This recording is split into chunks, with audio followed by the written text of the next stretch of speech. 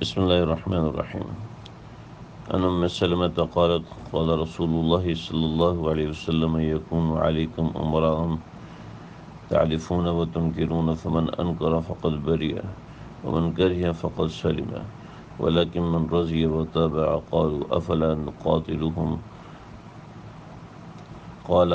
لا ما صلوا أي من كره بقلبه وأنكر بقلبه۔ حضرت ام سلمہ کہتی ہیں کہ رسول کریم صلی اللہ علیہ وسلم نے فرمایا کہ ایسے لوگوں کو تم پر حاکم مقرر کیا جائے گا کہ وہ اچھے اور برے دونوں قسم کے کام کریں گے، لہذا جس شخص نے انکار کیا، یعنی جو شخص اپنے حاکم کے سامنے زبان سے یہ کہنے پر قادر ہو کہ تمہارا یہ کام برا ہے، تو اس نے اس طرح کہہ بھی دیا اور نفاق اور مداہنت سے پاک اور اپنی ذمہ داریوں سے بری ہو گیا۔ اور جس شخص نے اس بات کو مکروہ جانا، یعنی برا جانا، حاکم کے منہ پر اس کے برے فعل کو بیان نہ کرے لیکن اپنے دل میں برا سمجھے، تو وہ شخص سالم رہا، یعنی اس کے فعل کی برائی اور گناہ اس کے وبال میں شریک ہونے سے محفوظ رہا۔ لیکن جو شخص حاکم کے برے فعل پر دل سے خوش ہوا اور خود بھی اس کے برے افعال میں مبتلا ہو کر گویا حاکم کی اتباع کی، تو وہ گناہ اور اس کے وبال میں شریک ہوا۔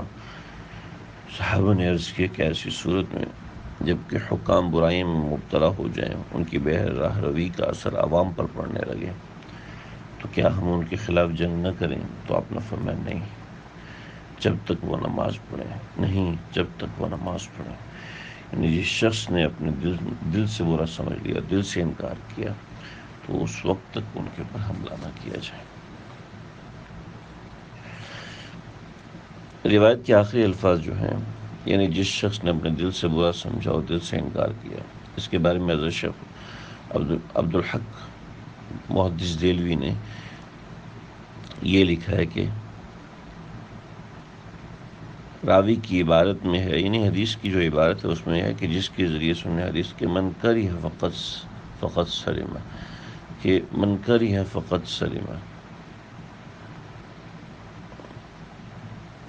فرمایا کہ اس کی توضیح مولا علی قاری نے اس طرح فرمائی ہے کہ یہ ہے کہ دونوں جملوں میں من انکرہ ہے، ٹھیک ہے، من انکرہ کہ جس نے انکار کر دیا، اس میں تو روایت میں ہے کہ من کریہ کہ جس نے اس کو برا جانا، لیکن دوسرے شخص نے دوسری روایت میں من انکرہ، یعنی جس شخص نے انکار کر دیا کہ یہ حاکم کے یہ دونوں عمل میرے اس میں نہیں ہے تو وہ محفوظ رہے گا، میرے بس کے نہیں ہے تو اس سے